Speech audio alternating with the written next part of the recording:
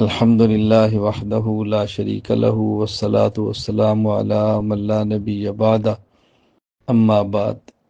مجھے ابھی کچھ دیر قبل نہایت افسوسناک اور دردناک اطلاع وصول ہوئی۔ مخدوم العلماء شیخ المشائخ حضرت اقدس مولانا پیر ذوالفقار نقشبندی رحمہ اللہ تعالی قضاء الہی سے انتقال فرما گئے ہیں۔ انا للہ و انا الیہ راجعون۔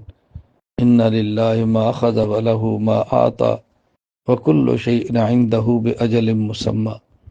اللہ تعالی حضرت کی مغفرت فرمائے، آخری عمر میں جو بیماری کے دن کاٹے، اللہ اس بیماری کو کفارہ سیئات بنا دے، رفع درجات کا ذریعہ بنا دے۔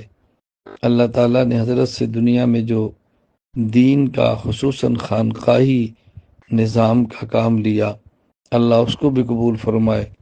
اللہ تعالیٰ حضرت کے جامعہ مہد الفقیر کو صدقہ جاریہ بنا دے۔ حضرت کے صاحبزادے حضرت مولانا حبیب اللہ نقشبندی، حضرت مولانا سیف اللہ نقشبندی، اللہ تعالیٰ ان کو حضرت کے لیے صدقہ جاریہ بنا دے، والد صالح یدعو لہ کا مصداق بنا دے، حضرت کا ان کو صحیح جانشین بنا دے۔